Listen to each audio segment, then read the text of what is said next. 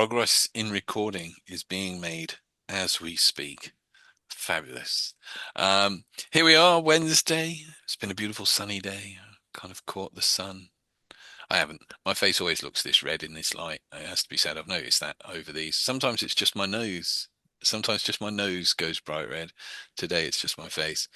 Um, so tonight we are looking at another collection of language patterns, hypnotic language, and we're looking at the use of negation.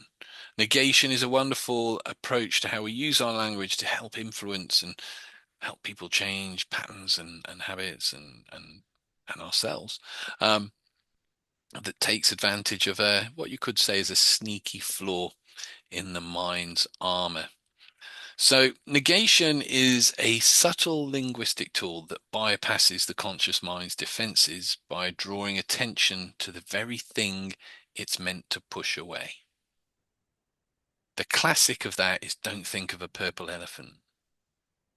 And our mind can't help but conjure up that image because the unconscious processes the content before the instruction.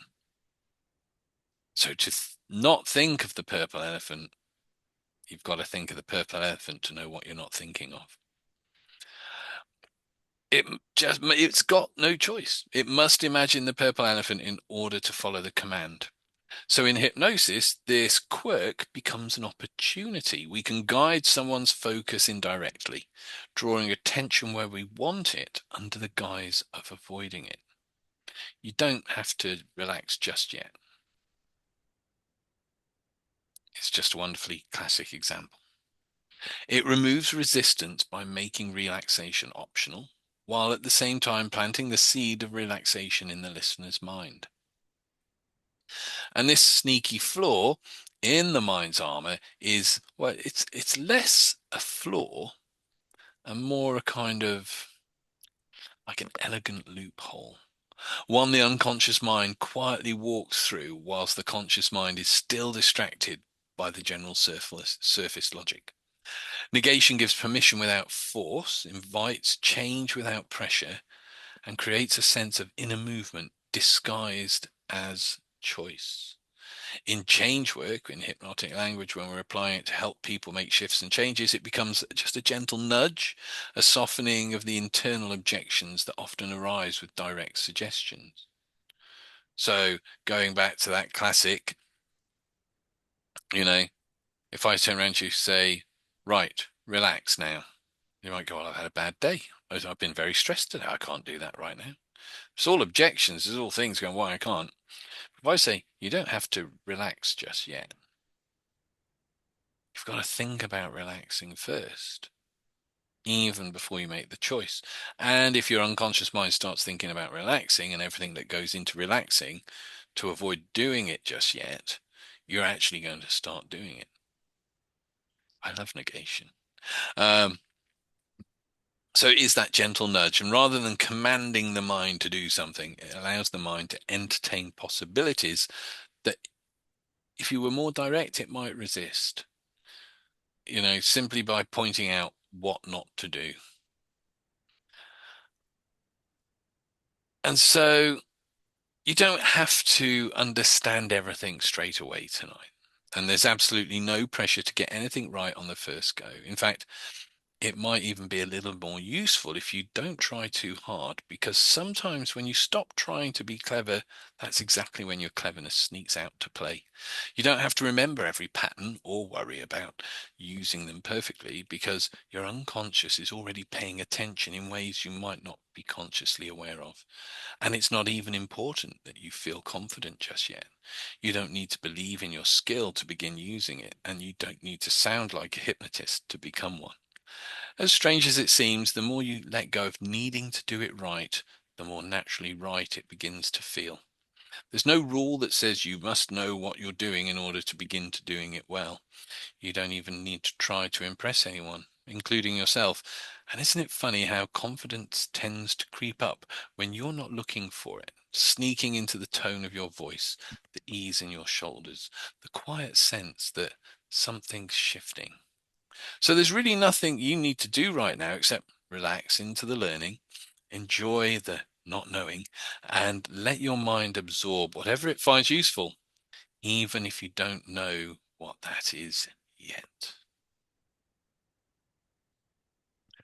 I will post that up like I did last week because that's quite a useful thing to pull apart and look at how we're using negation through the whole of that last paragraph I read to you.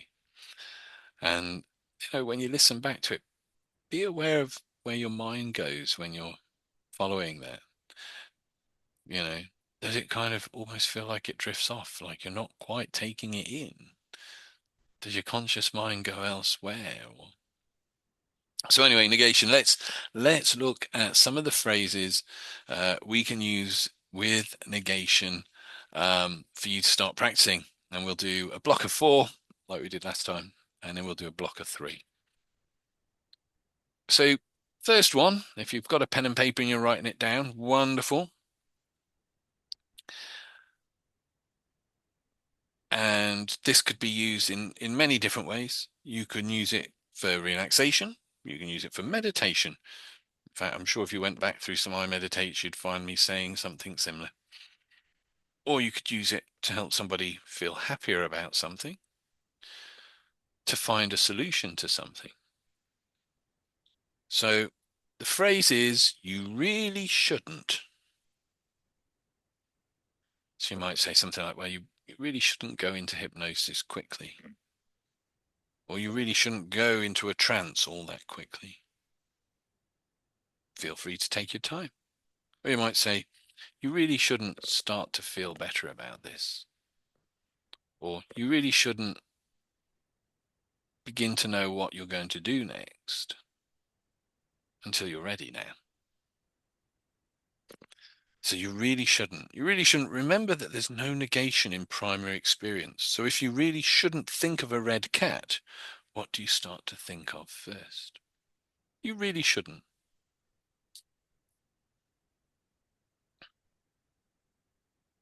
This is one I know I use a lot just because I don't know. There's something it possibly might be somewhere in some of my training, somebody installed this one and said every time you use it, you're going to feel good. Can you not? Or every time you use this, you could feel good. Could you not? Um, in fact, you could feel good every time you use this. Could you not? So what is it? It's you could, whatever they could, couldn't you? Could you not? You could hear these words whilst experiencing a pleasant sensation, couldn't you? So what's that asking you to do? It's saying you could hear these words. Well, if you're listening, you're hearing these words whilst experiencing a pleasant sensation. There's the suggestion. And the fact is that unless we're in complete and utter agony, and even then, there will be a part of us that is not in as much agony as another part. Which in that, are you? Yeah, could you not? Yeah, I do use this all the time, man. You're right. Um, so even if we have pain, you know,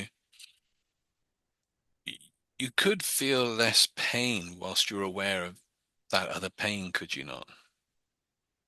Because if you've got pain, the likelihood is there are places where the pain is really intense.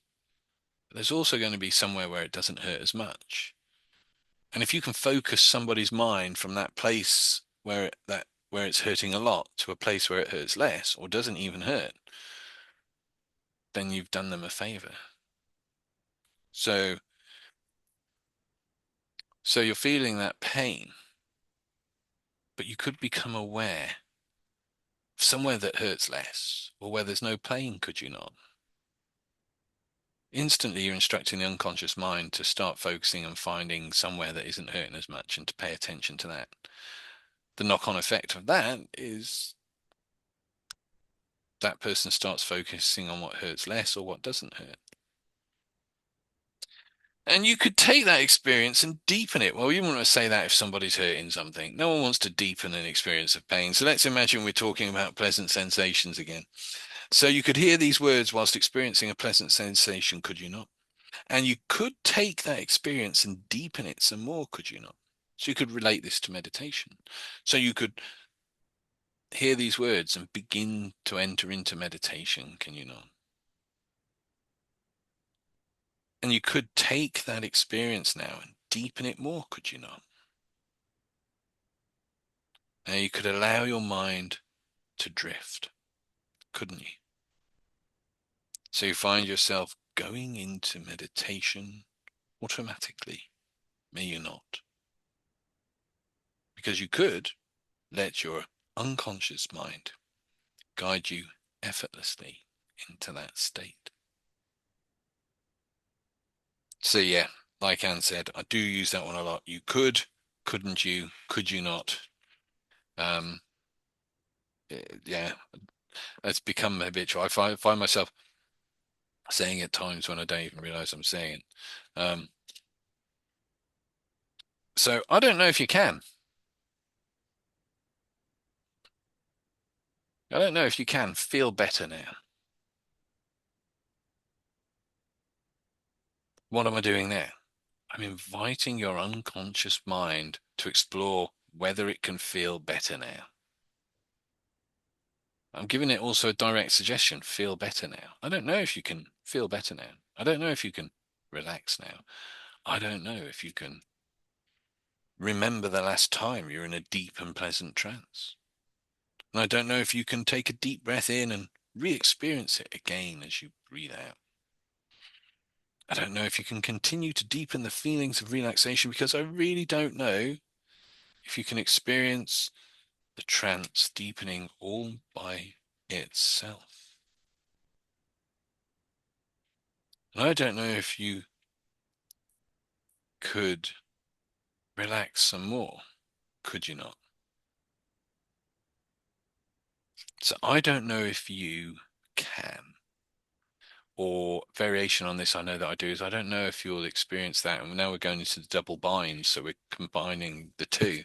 So I don't know if you're going to feel more relaxed in a moment, or if you're going to feel more relaxed by the end of this session.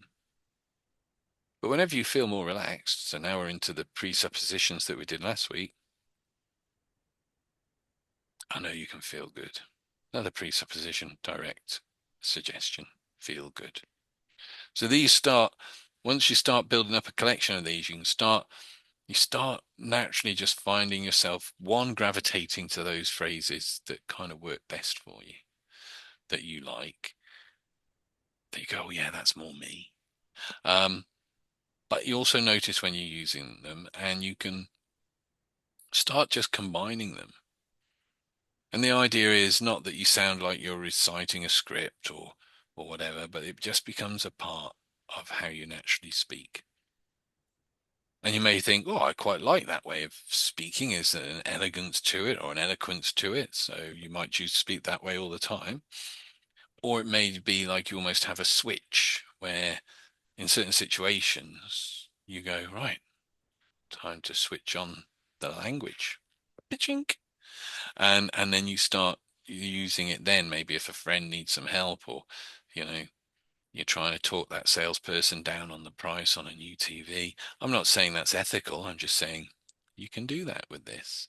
Um, and I personally think it's as ethical as them trying to sell it you for more, way more than it's worth. So I don't know if you can lower that price right now for me. And I guess you could lower that price, could you not? Maybe maybe you could knock 50 quid off that, could you not? I don't know if you can go lower than that, can you not? They're quite difficult. It's hard for people once you start speaking this way to resist. There's a whole. I mean, I've never greatly looked into it, but there's the whole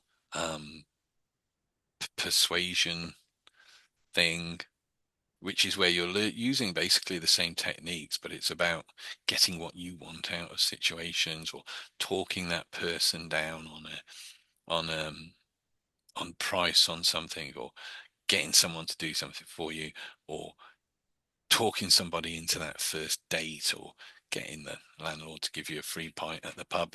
Um, and there's a whole area there of persuasion. I think what's his name? Louis Theroux, the reporter. I kind of like the guy. He kind of annoys me at the same time. Um, I think he did one of his Louis Theroux's weird weekends where he went around with a guy who was basically using hypnotic language, but as kind of like chat up tools and ways of getting things he wanted and stuff. Um, which is a slightly I found slightly creepy and it, but it's fascinating when you know how this language works to also see how else it can be applied. Um, if you're a public speaker, using hypnotic language in your public speaking is a really powerful way of getting over ideas and thoughts that you want to do. Um, I watched um, a talk last night and today by Stephen Cottrell, and he's very, very good, very, very good when it comes to giving a talk. And I don't know whether he's doing it consciously because this is all stuff. This isn't stuff that's been made up to do the thing. This is stuff that people have observed that we do already, and they've just studied it to the point of going, what's effective, what's not. But on in this, and when you listen to him talk, there's quite a lot of hypnotic stuff going on. Now, it may not be that he's ever studied any of it, but you can see the patterns there in what he does. The use of humor, the use of the occasional comment you wouldn't expect him to come out with that just breaks any pattern or makes you go, what? Which then allows him to put his message over in the following bit. It's a fascinating thing to watch. Stephen Cottrell, the current Archbishop of York. Yes. In fact, you watch anybody who's Huh. exceedingly, yeah, you watch anybody who's not just him, people like Tony Robbins, anyone who can do that motivational speaking thing or can deliver a talk well, um, whether they're doing it consciously or not, you will see elements of hypnotic language because if you're giving a talk like that, you're wanting to direct and control attention through a series of ideas that you want to put people to people. The only difference between that and hypnosis is in hypnosis, you're doing it in the hope that some of those ideas catch on and people will change their thinking and thoughts and how they feel about things. Um, if you're doing it as a talk, you're doing it one in the hope that you get paid, two and two in the hope that people take on your ideas and in his case buy their books. In fact, uh, I will find the one because it's about how he yeah, it's quite a good one and it's subtle but it is there, especially at the beginning where he makes a joke, makes some light, goes, drops in the fact that he's there for people to buy his books. And you kind of forget that, but he very subtly keeps alluding to it throughout the talk, which is just the reminder. It's like tap that seed in, tap that suggestion in. um but it's really quite a great talk actually. So I'll put that up and share it. Let me make a note of that before I move on to the next one because I'll forget otherwise. Pen. Right, there it is in front of me. Share the Stephen Cottrell.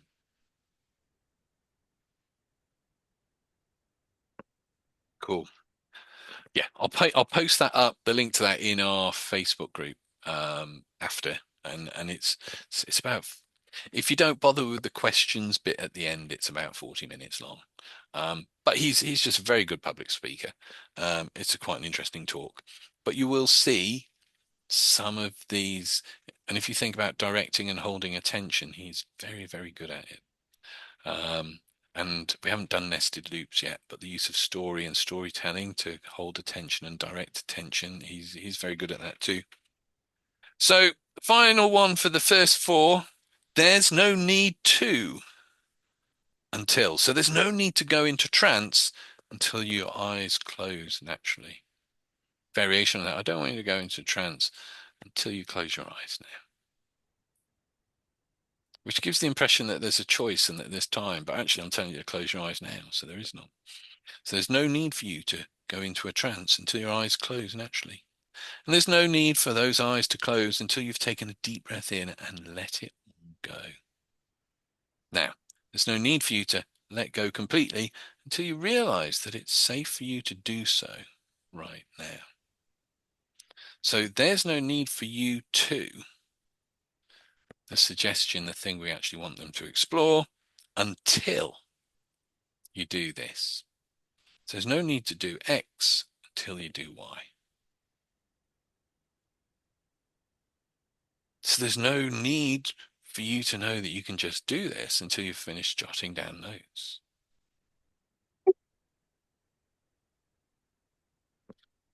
Yeah. So I'm going to form the breakout rooms. Did that actually record? I can't. Oh yeah, it's recording. It's because now it does this thing, and if I don't use my mouse, it hides the thing at the top. Um, I'm going to form the breakout rooms. We'll do it randomly. It was fun on the last one. Because there's only two people. So I'm like, oh, I'm going to jumble it up. I'm going to mix it up. I'll put it on random so I don't know who you're going to end up with. Uh, Obviously, today that will be slightly different because there's enough for two groups. It's going to be 5 minutes each way, roughly. Have a practice, have an explore, talk about them. Use the time in a way that allows you to get something from this. And there's no need to be exact with this. Um, you know, and there's no need to worry about it either. So uh, I shall form those rooms and I'll drop in at some point and see you, but just practice either. You could just use one or two. You don't have to use all four. If you've got all four written down, you want to work through all four, then you can. You could literally, if you wanted to, just try and create a few sentences just using one of them. But give it a practice, give it a go, and I'll drop in and see how you are doing. Assign automatically.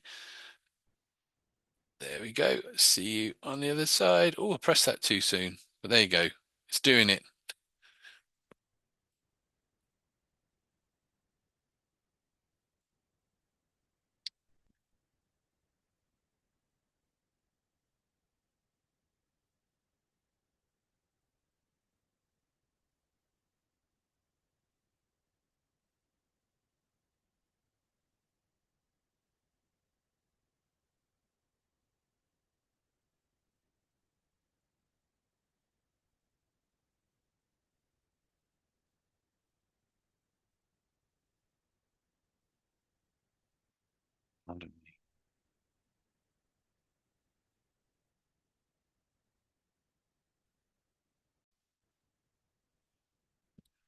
I apologize now if I feel if when you're listening to this back, if you hear me burp, I apologize. I did mean to edit it out, but I may have forgotten.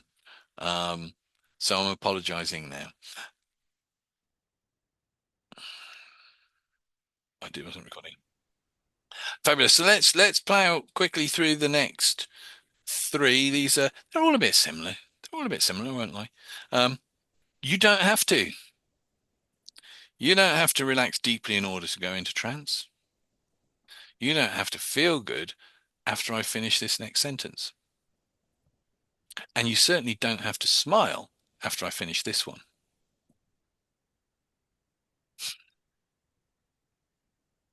Um, you really don't have to do anything at all. That you'll have heard that one, close your eyes and there's nothing to do. You really don't have to do anything at all. Just relax. You don't have to think of a red cat again. So you don't have to. Similar vein, it's not necessary. It's not necessary for you to relax as you're thinking about this. It's not necessary for you to begin to realize you can do this automatically and you do not have to think about it. And it really is not necessarily for you to feel more at ease and comfortable when you're using these language patterns. It's not necessary. Final one. You do not need to be, or you don't need to be aware of. Don't need to be aware of that growing ability to use hypnotic language naturally. You don't have to be aware of how naturally you use hypnotic language. And you don't have to be aware of all the learning your unconscious mind is doing over the weeks as you've been learning this hypnotic language. And you certainly do not have to be aware of how easily and naturally it'll flow when you just relax.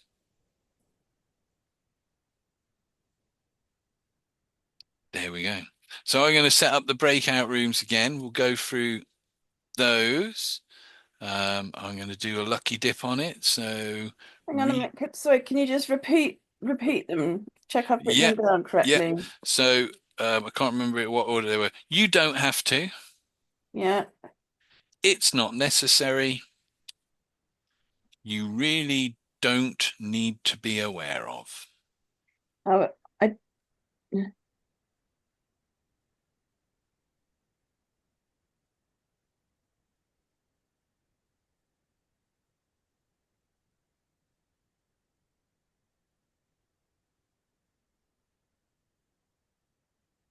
right, thank you. No worries. There we go. I'll open the rooms. There we go. And all I'm going to ask you to do, because we have looked at this, like we've got maybe two sessions left on the language before we shift into something else. For a while. I'm sure we're going to come back to it though. So for now, I'm just going to invite you to just sit there and just, there's nothing to do. Just listen, take it in, and as you sit there in just the way you are now, you might not need to try very hard to imagine how things begin to come together. Because imagination, as you know, has a curious way of bypassing the conscious filter and allowing new understandings to settle in quietly, like guests arriving just the right moment. You don't even have to be aware of every connection your mind is making because it's not necessary to notice growth for it to be happening. And isn't it interesting how the desire to master this skill has already brought you further than you may have realized? The very fact that you're here now proves something important about you, your need to grow, your willingness to learn, and your readiness to go further. Of course, it's perfectly normal if you haven't noticed just how naturally these patterns have begun to install themselves, because the more you focus your awareness on what you think you don't know, the more your unconscious can focus on what it's quite quietly mastering beneath the surface. And since understanding hypnotic language becomes easier the more you relax into it, it makes perfect sense that you're already beginning to become a fluent user, even if you haven't yet realized it consciously.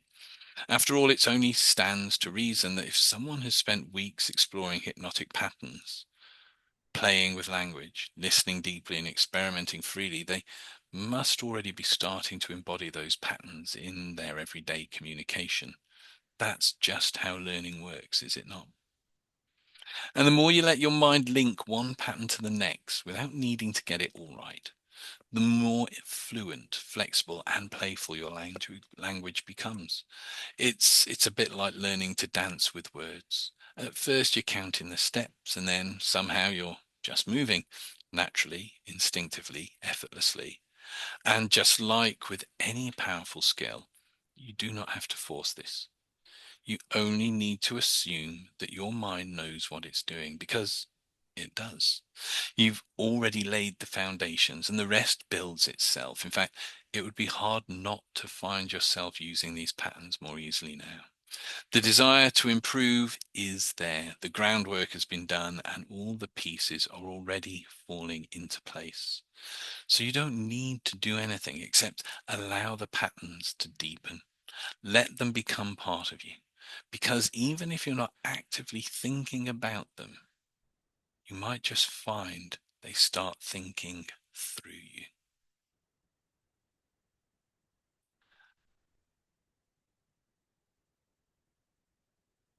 And that's a wonderful thing, is it not? So,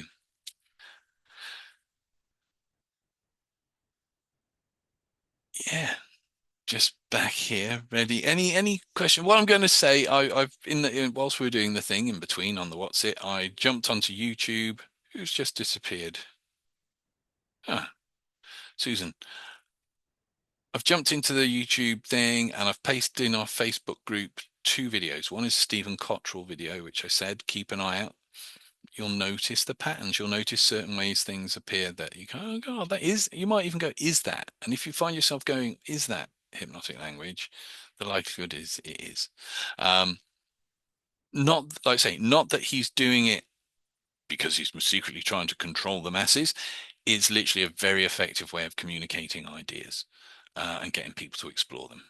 And if you're giving a talk, the more people get into those ideas and you encourage them to explore them, the more they're going away going, "Wow, that was a great talk," even if they didn't agree with what you said.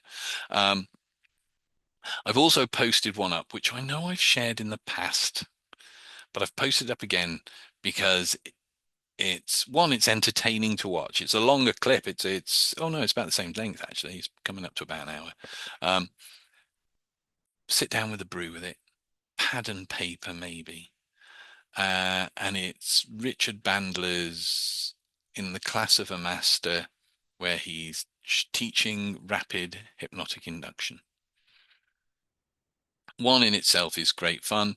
He is a master of presentation, a master of delivering it, and it is like a rich, veritable winter's broth of hypnotic language from start to finish. In the way he addresses everything, in the way he talks about things, there's stuff in there that we haven't covered, but you will be going, I'm sure that's something. And again, it will be. Um, him and John Grinder basically are the guys who sat down originally and went, how do the great hypnotists speak to people that gets the changes and gets the work done? They sat down with Milton Erickson and they looked at his language patterns. And I've got the two books that they produced studying just the way he used his language. So a lot of what we're looking at today comes from a lot of the work they did. And to see him, he's entertaining, he's quite witty, he's a bit irreverent. Um, but he is a master of what he does. So sit down, watch it, enjoy it, and learn from it. You don't need a notepad with that one. It's just there, and you'll see it in action, and you'll recognize bits of it, and you'll go, ah, wow, that's what I can do. Um, and obviously, this video will go up, and I will sort out the PDF to accompany it with everything on it. Any questions before we depart? I mean, yeah, try to have none. Um, no. Oh, Another what's one, another one that I was thinking of mm-hmm. was Tony Robinson's one, Oh yeah. where he was helping this lady out where she had her own beliefs. I think it was with her father, I think it was, but then he turned the role round where he was her, and I think you've posted that up Yeah, yeah, before. yeah. Another person to watch. Tony Robbins. He can be quite brutal. I mean, some of the stuff that in what's that documentary of his? It's called "I'm Not Your Guru." In fact, I'll see if Yeah, that's on YouTube. If it is, watch that again. You will see a master at work.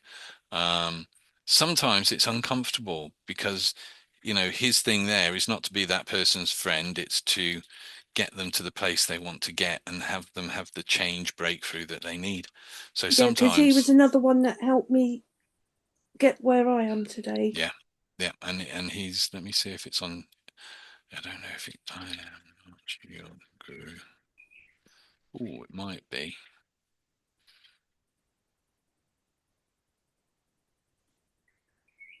Was on Amazon, not your guru. There's clips from it. That was the suicidal guy. That was amazing. Is that it? Is that it there? Is that him just talking about it now? Um,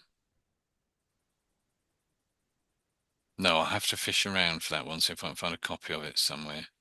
Um, but again, anything by Tony Robbins, you will see language, hypnotic language, completely and fully in use. Um, Just going back to the questions, you said, um, I used to have to take, used to have to take, I was a clinician who took what we call the best classes, which were back education, skills training. Hmm. It was pretty dry stuff, but the whole idea was to get people out of pain. And I'm thinking that was very difficult to make entertaining Yeah. to a big group of people who are really pissed off with their pain. Yeah. And you're trying to deliver some stuff to, well researched, Yeah. but, it does make you wonder if they could go about some of those, the people who come up with the really good research and put things like that into place, if they could be influenced by people who could help with the language presentation of it Yeah. so that it had more impact. Yeah. Definitely.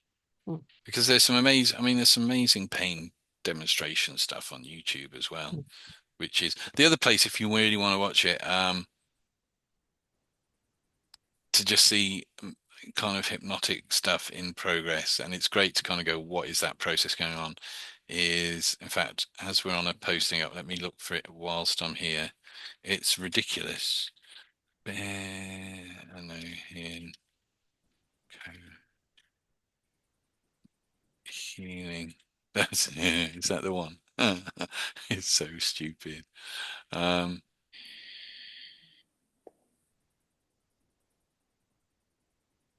it's disturbing actually, is what it is, but it's ridiculous.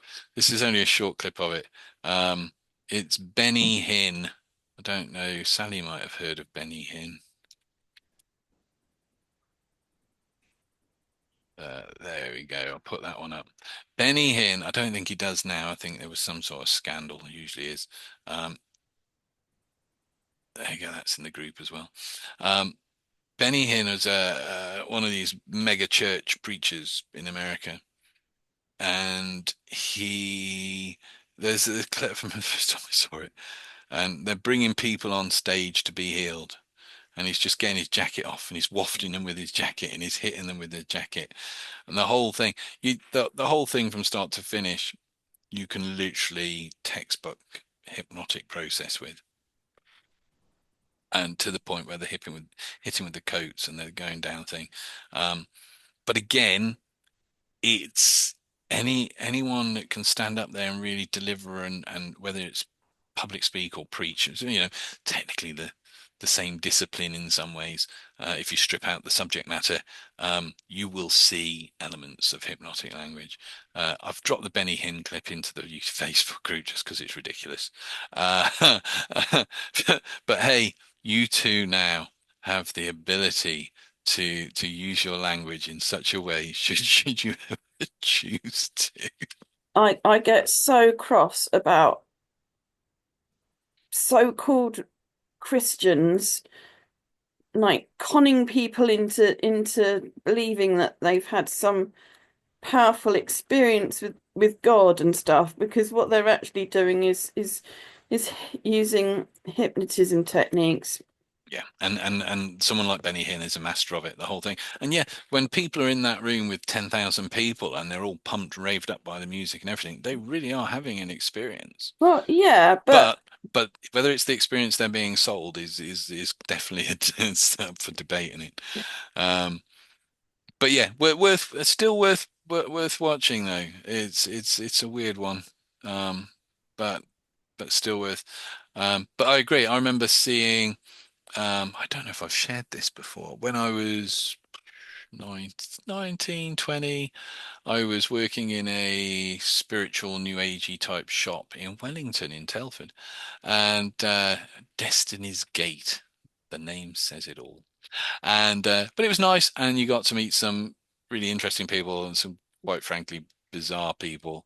And but I enjoyed it, and it was good fun. And they started organizing talk nights. And the one talk night was all around clairvoyance and mediumship. And there were three speakers. The one lady, local spiritualist church, just did a history of spiritualism and how it evolved, how it came about. That was actually that was quite interesting.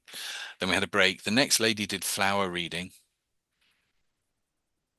and put it this way, if you'd forgot your flowers and left them on the parcel shelf on a hot day and they were wilted, when you presented them, she would look at them and go, "Your energies are quite low at the moment, are they not?"